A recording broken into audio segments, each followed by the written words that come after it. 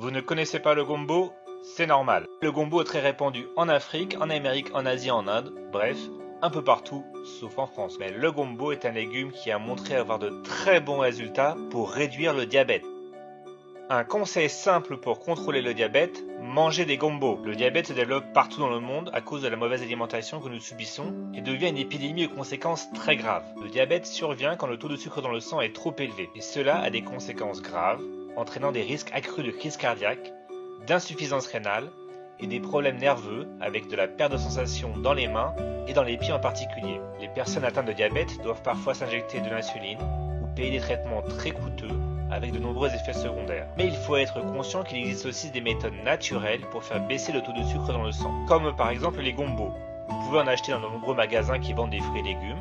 C'est un légume vert qui ressemble un peu à un gros piment, même si ça n'est pas épicé du tout. Les gombos sont aussi appelés cabot sur l'île de la Réunion, calou en Guyane et gnanouia au Maghreb. En plus d'avoir un effet positif sur le contrôle de la glycémie, les gombos possèdent de nombreux avantages pour la santé. Ils sont une source de fibres alimentaires, d'importantes vitamines et minéraux, ainsi que de puissants antioxydants.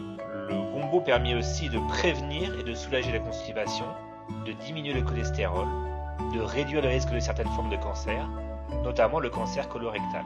Il contient des folates. Les folates aident à nettoyer les poumons et ils sont particulièrement importants dans la période de préconception et pendant la grossesse où ils aident à prévenir les malformations. Le gombo contient aussi de la vitamine K, ce qui est important pour la santé des os et joue un rôle majeur dans la coagulation sanguine. Voici une méthode très simple pour contrôler le diabète en utilisant les gombos.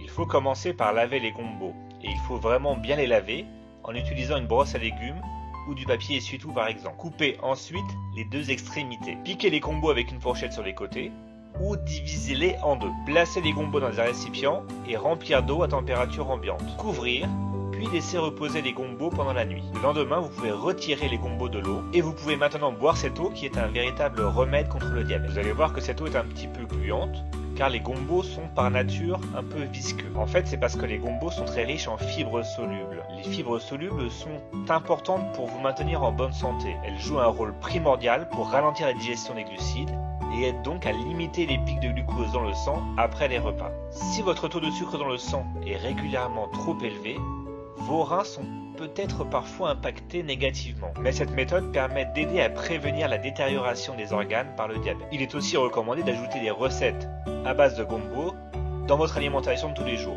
Mais attention, si vous décidez de modifier radicalement votre alimentation pour combattre votre diabète, assurez-vous de consulter votre médecin pour lui dire par exemple que vous allez prendre des gombos tous les jours comme un traitement naturel contre le diabète. D'ailleurs, sur la chaîne Adieu Diabète, je vous décris sans cesse des aliments qui sont bons pour lutter contre le diabète. Mais ne croyez pas que les effets étonnants du gombo par exemple sur le taux de sucre dans le sang va vous permettre de consommer à côté des aliments sucrés ou des produits modifiés industriellement. La gestion du diabète et les traitements alternatifs sains et naturels doivent toujours faire partie d'un mode de vie sain et ne doivent jamais être utilisés pour consommer ce qu'on appelle communément de la malbouffe. Voilà, j'espère que cette vidéo vous a appris quelque chose.